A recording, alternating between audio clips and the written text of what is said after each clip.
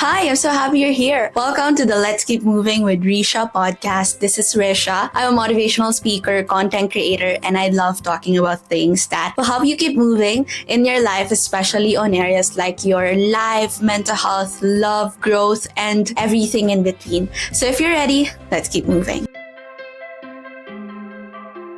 Hello everyone! Kamusta kayo sa nagdaang mga araw at linggo? Thank you so much for consistently listening to the show. Yung brain dump ko ngayong araw is more of still a reflection of what happened last year that I don't want to happen again this year, and what are the things that I can rewrite. Alam mo yun, parang meron tayong mga decisions since parang ang dami kong mga nagawa last year. Meron tayong mga decisions from last year posing a question, should I do it again?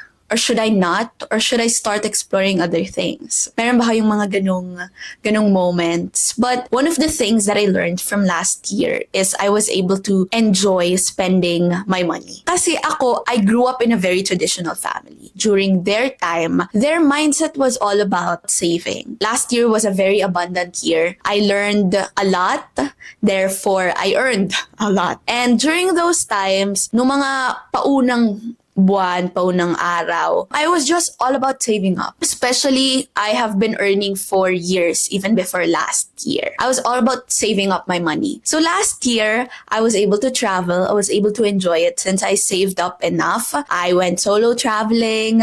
I got to places. I got into a lot of coffee dates. I got to be able to buy another phone, buy my camera. So parang ang daming blessings ng universe, ang daming blessings ni Lord. True that super nag-enjoy ako sa experience. Like, no regrets. I am super grateful that I was able to meet people who allowed me to enjoy my money. Diba? May season ba kayo sa life nyo na for once in your life, walang guilt kapag gumagastos? Or sa buhay in general. Kasi madalas meron tayong ganun na when we're enjoying things, when we're doing something, we always have that guilt to do things. Parang, I should be doing this with my family. I should be doing this with my sister. Pero at that time, during those moments, even ako, kahit meron, alam ko na enjoy ko siya truly. And those experience really posed a question in my life right now. May konting reflection from all those things. Are those experiences I've had fun with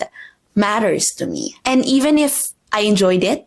Or was it just my way of escaping my responsibilities? Was it just my way of enjoying my money or enjoying things in my life? How do you really balance fun and responsibilities when you are in your 20s? Or kailan ba sumusobra na yung puro responsibilities na lang, puro work na lang, puro ganito na lang, na wala ng fun? Or kailan naman sumusobra yung fun, pero baka kulang na sa push, kulang sa discipline, kulang sa work, kulang sa pag-push towards or beyond our comfort zone? How do we get to balance those two things? So if you're curious to know, then without further ado, let's keep moving.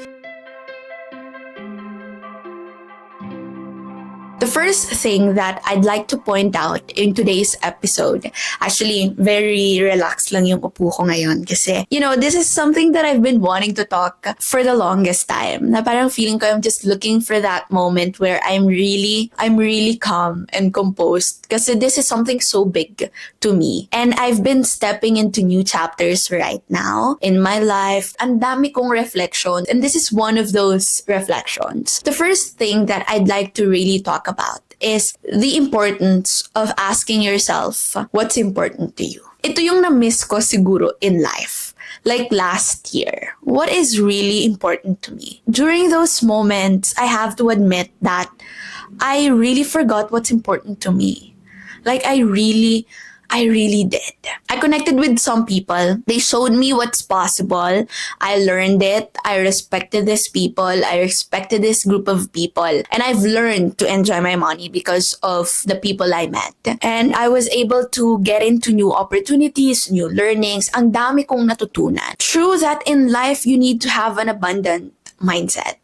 Na once in a while, pwede kang magpaspa, once in a while, pwede kang mag-travel. Just for you to experience those things so you know how it feels like. So parang masarap ka mag-work pag na-experience mo yung mga bagay na high-end, the mga premium, di ba? But I ask myself na, is it really the nice clothes that are important to me? Is it really the fame that's important to me? Is it really the views that's important to me? Is it really the influence or the positive impact? Or is that really what real wealth means for me? Social media is giving us that vibe that everybody gets to experience this life. You have to go out of yourself to experience the same thing. But we forgot that most of the time, the reason why we don't experience it yet is because that is not what's important to us yet.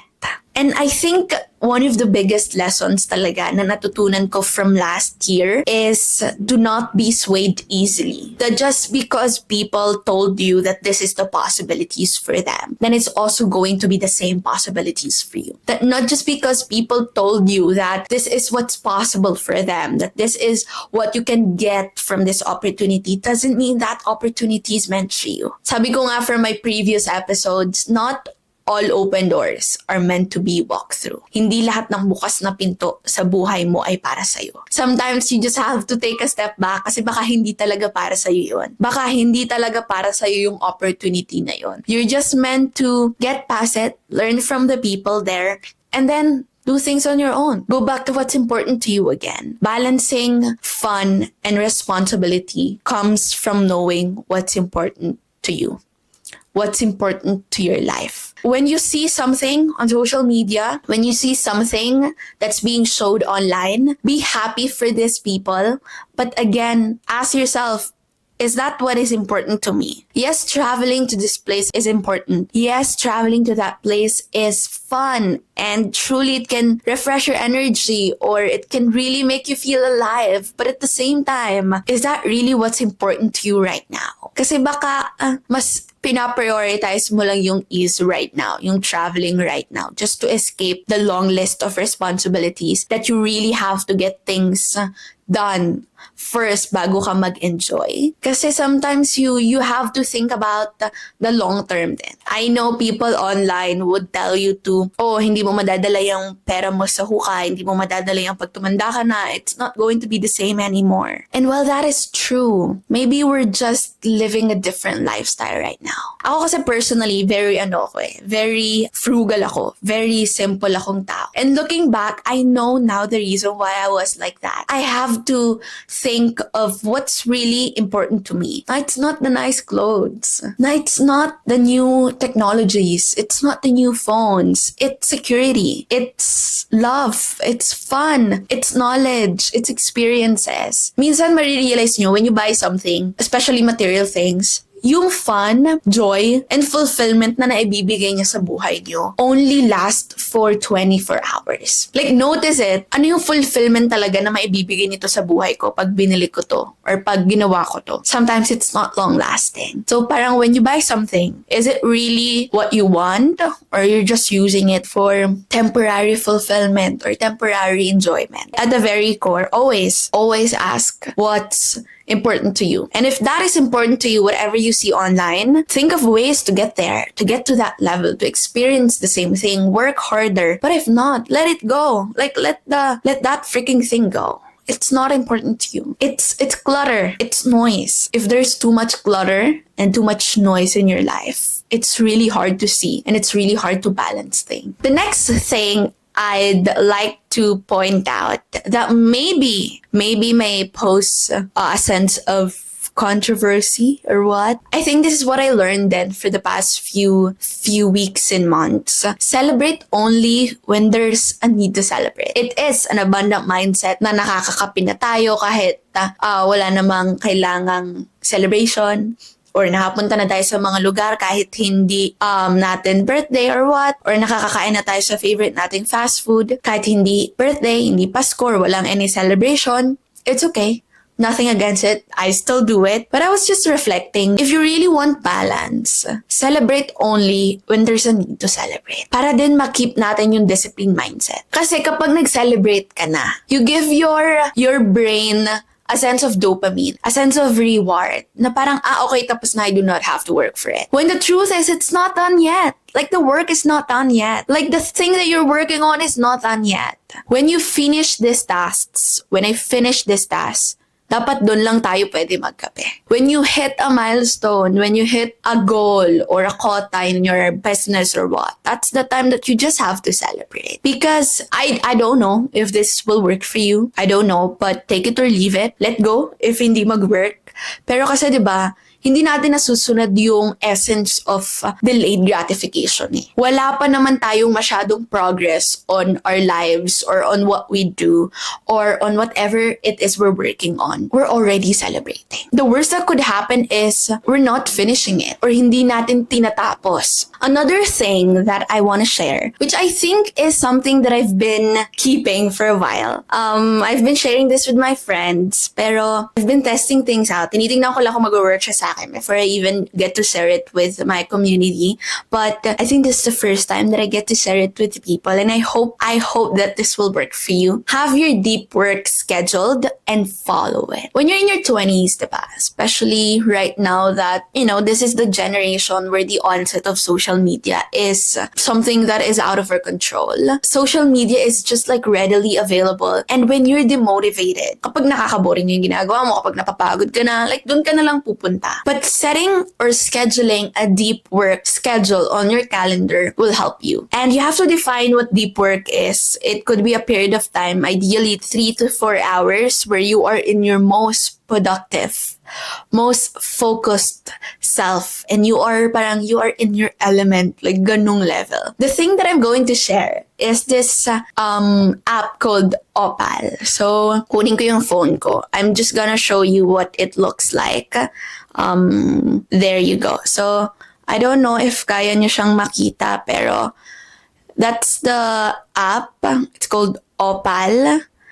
And it allowed you to just be focused on the things that matter by shutting down other social media or the apps that you want to shut down. So kung makikita nyo, naka-blurred or naka-darken yung Instagram, Facebook, and TikTok ko because from 5 a.m. to 6 p.m., hindi ko siya pwedeng ma-open.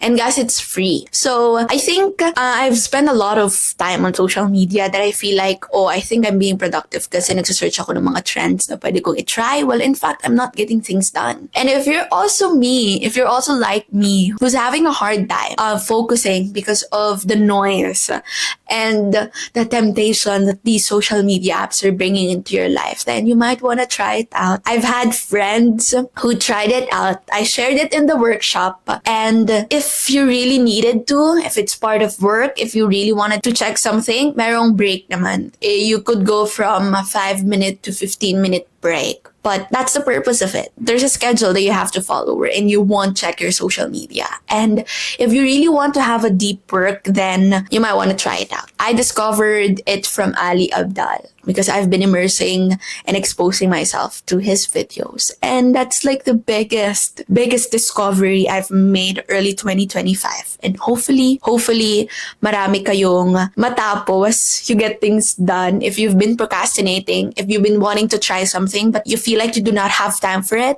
then Opal might help. No harm, diba? It's not going to harm you if you just try it. I think it's just crucial to really ask yourself what's important to you. Value the importance of the delayed gratification so that you don't give your brain a hit of dopamine even if things are not yet done first or yet. You give it when it's done. Kasi mas fulfilling mag-celebrate kapag may bagay ka talaga na isa-celebrate. Lastly is, kasi you get things done when you're focused. You get things done when you're productive. You get things done when you just get things done. And you do it on your deep work schedule. It could be 3 to 4 hours or what, but you name it, you schedule it, could just be a couple of hours. Pero dapat during those couple of hours, kailangan super focused ka. And yeah, you might want to try Opal. I don't know if it works on Android, pero since naka-Apple ako, Apple users, you can try it out. I think that's it. It's really not bad to have fun in your 20s. You don't want to look back naman and realize na I should have tried a lot of things. I should have tried solo traveling when I was in my 20s. It's really not bad to have fun in your 20s, for as long as fun is your priority. But my concern is that baka you're just being swayed by the fun people experience on social media. And we do not want that. If you want to be real wealthy, real successful, or you really want to be serious with your dreams and aspirations and plans in your life, you have to understand that you've got to sacrifice some of those fun. You've got to sacrifice some of those time with your friends. You've got to sacrifice some of those travels to focus on what really matters to you. You've got to work longer hours to learn more, to network, to study. Because someone told me this, the behavior of someone who earns 6-figure or 7-figure is different from the habits or behavior of someone who earns 5-figure. And I hope you sit with that. The secret is you really can find joy and happiness and fun in your responsibilities, in the hustle, in the working season. You can do fun once in a while. Maybe later. Maybe, once every 2 weeks or once every month. And define what's fun for you. That's about it, everybody. Thank you so much for spending time with me today. I hope you learned something. I've been reading all of your messages, your PM, your personal messages, and I've been really trying my best to reply to all of you. But thank you for sending me and lighting up my day. I remember someone messaged me, I just thought of sending you this to brighten up your day. And you guys are doing it. Like, she did. These people are, you guys are the best. So yeah, I hope you learned something and I'd love to know your thoughts. Have you ever been swayed easily? Like, may mga tao na ba na parang binubudol kayo sa mga opportunities, sa mga bagay-bagay? Have you been swayed? And right now, for the poll, what's your priority right now? Is it fun? Is it responsibility? Or is it both? If you enjoyed this episode, share it with a friend. Share it with someone who might be having a hard time balancing fun and responsibility. And someone who might need a little extra encouragement for the upcoming week ahead. And you can also share your takeaways on social media. Don't forget to tag me at Risha Marceliana. Know that I am grateful for you. I have always been, and I'm rooting for you. I'm rooting for you big time. I'll see you soon, and until then, don't forget to always keep moving. Bye.